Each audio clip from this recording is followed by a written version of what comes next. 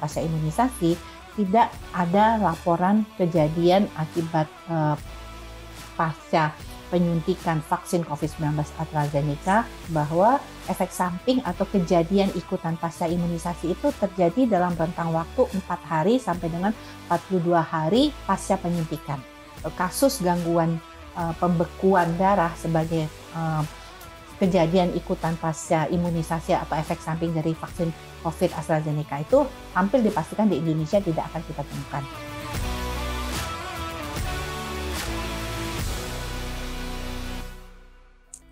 Halo Smart Viewers, selamat datang di Good Talk di Binus TV sebagai digital content creator kampus pertama di Indonesia.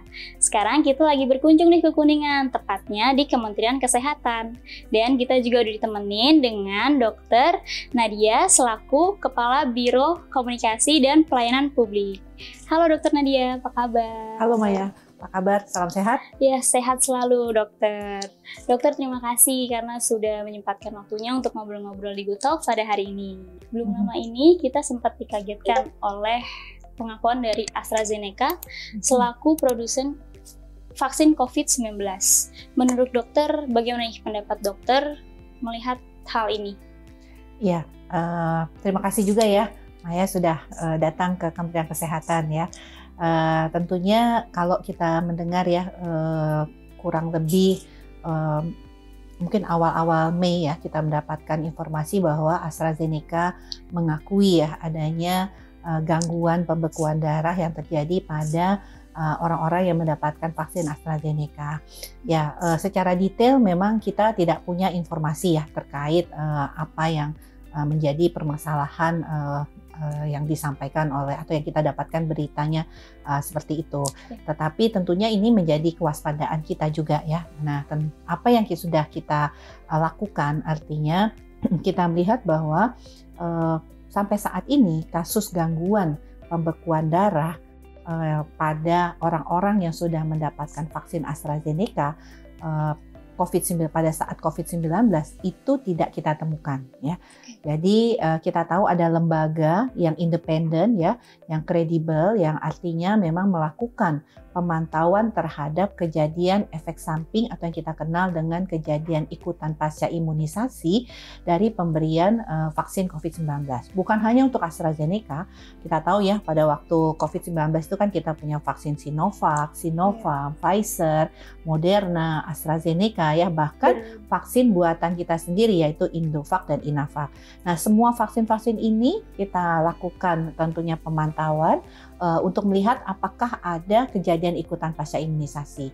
Nah, khusus untuk vaksin AstraZeneca, dari proses pemantauan yang kita lakukan baik secara pasif maupun secara aktif oleh Komnas KIPI ya, Komite Nasional Kejadian Ikutan Pasca Imunisasi, tidak ada laporan kejadian akibat pasca penyuntikan vaksin COVID-19 AstraZeneca, yaitu kejadian seperti yang terjadi itu pembekuan atau gangguan pembekuan darah ya. Jadi monitoring yang kita lakukan ini kita lakukan dengan dua cara, secara pasif dan secara aktif. Yang aktif itu oleh Komnas KIPI, dia mengirimkan nih, memastikan, memeriksa semua catatan yang ada di 9 rumah sakit ya. Kemudian dilakukan pengamatan juga dari bulan Maret 2021 sampai dengan Juni 2022 untuk melihat apakah ada kasus-kasus gangguan pembekuan darah pada orang yang mendapatkan suntikan vaksin, termasuk vaksin AstraZeneca. AstraZeneca ini, oke. Baik, kalau begitu apa aja nih dok ciri-ciri dari efek samping vaksin tersebut dan bagaimana cara kita untuk menanggulanginya itu?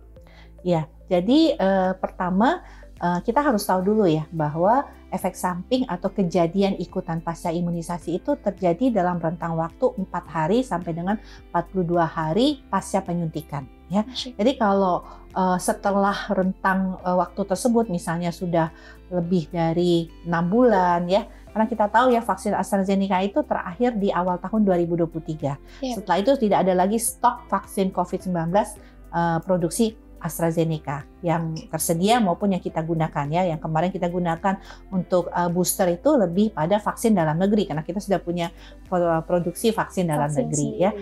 Nah, jadi kalau kita lihat dari rentang waktunya hampir bisa kita pastikan bahwa kasus gangguan pembekuan darah sebagai kejadian ikutan pasca imunisasi atau efek samping dari vaksin COVID AstraZeneca itu hampir dipastikan di Indonesia tidak akan kita temukan, ya. Jadi tidak ada kejadiannya.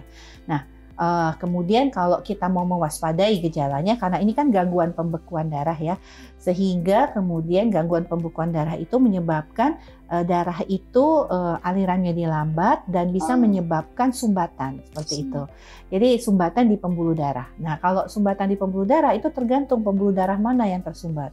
Kalau misalnya dia tersumbatnya di sekitar otak, mungkin kita rasanya keluhannya yang muncul itu adalah pusing, sakit kepala ya. Kalau kemudian di saluran cerna mungkin bentuknya mual, muntah. Atau kalau dia menyumbat misalnya di kaki tangan ya, pembuluh darah kaki tangan itu kita terasa seperti kebas atau semutan ya, karena pembuluh darah kita jadi tidak lancar ya.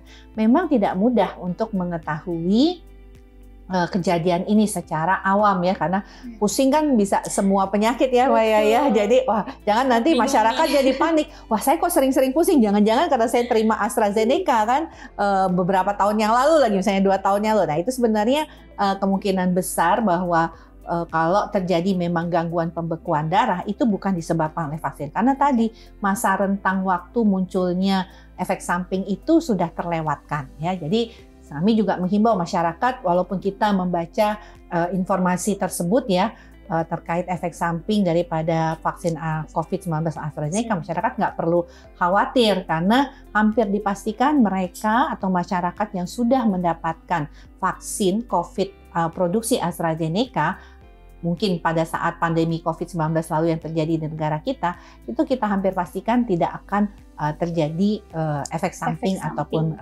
KIPI seperti yang disampaikan tersebut ya. Nah, yang kedua adalah tentunya kita tetap ya, bahwa masyarakat kan tidak bisa ya kalau masyarakat merasa wah tapi saya tetap khawatir nih ya. Nah, kalau tetap khawatir, jadi kalau tetap khawatir tentunya kita masih terus melakukan monitoring tadi kita sampaikan ya. Jadi kalau memang ada keluhan datang ke rumah sakit ataupun ke puskesmas ya, nanti di situ juga bisa ada kanal pengaduan untuk kejadian efek samping akibat pemberian vaksin COVID-19. Tapi kembali lagi ya, ini pasti akan membutuhkan pemeriksaan yang cukup panjang. Kalau kita lihat kasusnya yang diputuskan oleh pengadilan itu kejadiannya kan di tahun 2021 dan kemudian butuh waktu berapa lama baru kemudian di 2024 diputuskan dalam sebuah putusan pengadilan, karena artinya pemeriksaannya itu harus tentunya sangat panjang dan melalui berbagai macam pemeriksaan.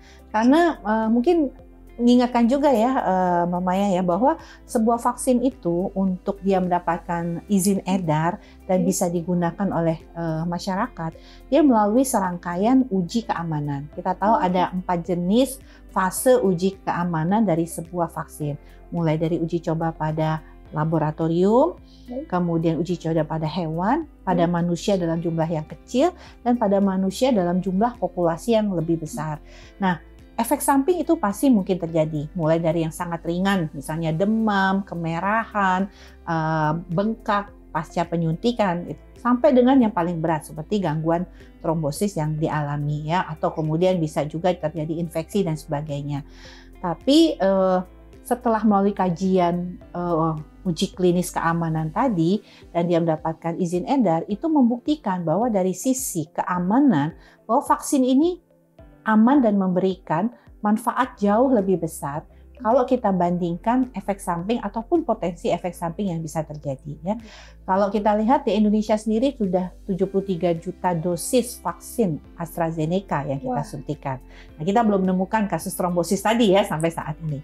Kalau kita bandingkan secara global, 1 miliar orang sudah mendapatkan. 1 miliar orang ya, berarti kan bisa dosisnya bisa 2 miliar itu ya yang kemudian mendapatkan vaksin AstraZeneca. Dan kasus trombosis atau gangguan efek samping itu masih bisa terjadi, tapi hanya kurang dari 1 per 1000 penduduk. Atau kalau yang di Inggris itu kasusnya hanya 57 kasus yang dilaporkan.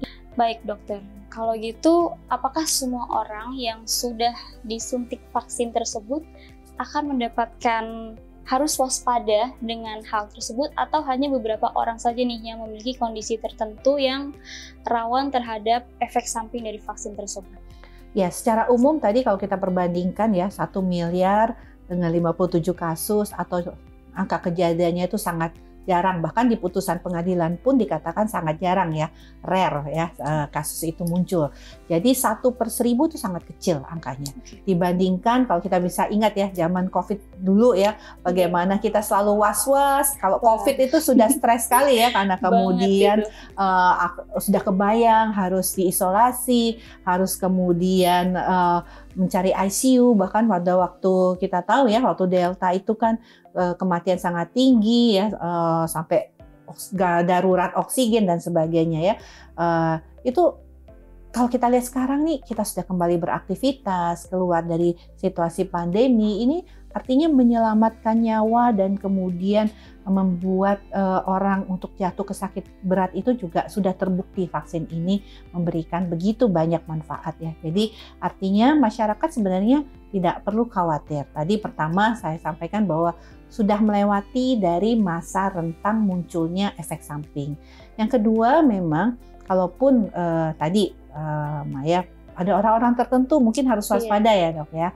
Nah kalau mereka yang punya riwayat ya, yang punya riwayat misalnya gangguan pembekuan darah, itu misalnya ditunjukkan pada orang yang sering misalnya kegagalan kehamilan berulang, jadi sering mengalami abortus ya, berulang. Kemudian punya tadi gangguan pembekuan darah, jadi dia sudah rutin minum obat untuk gangguan pembekuan darah. Nah sebenarnya hal-hal tersebut itu sudah pasti pada waktu kita memberikan vaksin COVID-19 AstraZeneca, orang-orang yang punya riwayat gangguan pembekuan darah ini pasti tidak diberikan vaksin AstraZeneca.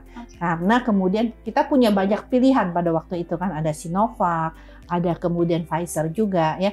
Karena tadi sebenarnya kondisi-kondisi yang menjadi catatan terhadap efek samping yang ditemukan pada saat uji keamanan itu sudah menjadi suatu yang artinya ini kriteria orang-orang ini tidak boleh langsung divaksinasi. Nah, hanya saja mungkin pada waktu itu kan bisa saja karena masyarakat kita banyak ya, kemudian tersebar di berbagai daerah. Mungkin mereka juga tidak tahu kalau mereka mungkin punya penyakit gangguan pembekuan darah sebelumnya. Itu bisa saja terjadi, pemberian vaksinasi tersebut kita lakukan. Tapi kembali lagi ya, sampai saat ini lebih dari 6 bulan artinya vaksin AstraZeneca itu sudah tidak kita gunakan lagi, itu kita tidak menemukan kasus efek samping yang berat termasuk tadi gangguan pembekuan darah. Baik, kalau begitu dokter, saat terjadinya pandemi, hampir seluruh masyarakat Indonesia itu disuntikan vaksin tersebut. Gimana nih kalau misalnya ada warga yang terkena efek samping tersebut? Apakah dari pemerintah ada kebijakan sendiri untuk memberikan kompensasi dan bantu pemulihan tersebut? Ya. Jadi untuk penanganan efek samping secara umum ya, mungkin karena kalau AstraZeneca kan kita tidak ada kasus terkait gangguan pembekuan darah ya seperti itu, dan kita tadi saya sampaikan kembali lagi bahwa karena rentang waktunya itu sudah melewati dari masa periode kemungkinan munculnya efek samping sebagai akibat penyuntikan, tentunya kalau kita lihat ini tidak mungkin terjadi ya seperti itu ya. Tapi kalaupun terjadi efek samping, kita punya Komnas KIPI. Tadi saya sampaikan bahwa ada kanal yang bisa digunakan untuk menyampaikan laporan daripada efek samping tersebut. Tentunya akan ada tim yang verifikasi apakah betul kejadian tersebut sebagai efek samping dari penyuntikan sebuah vaksin ya. Karena tadi kembali lagi untuk membuktikan bahwa itu betul-betul efek samping dari sebuah vaksin, itu perlu suatu rangkaian pemeriksaan. Apalagi kalau kemudian sudah sangat lama ya dari saat dia mendapatkan vaksinasi. Itu hampir bisa dipastikan bukan karena vaksin. Tentunya kompensasinya itu akan sangat tergantung ya. Kalau memang itu pengobatan yang harus dijalani di rumah sakit, kalau itu adalah efek samping biasanya pasti akan menjadi tanggung jawab pemerintah. Baik dokter, terima kasih dokter atas waktunya untuk ngobrol-ngobrol di Good Talk pada hari ini ya dokter. Nah begitu ya Smart Viewers, kalau Smart Viewers punya pertanyaan boleh banget nih untuk komen di kolom komentar. Siapa tahu kita bisa ngobrol-ngobrol lagi dengan dokter Nadia. Dan terima kasih sudah menonton episode Good Talk kali ini. Jangan lupa untuk like, komen, dan juga subscribe channelnya Binus TV. Bye-bye!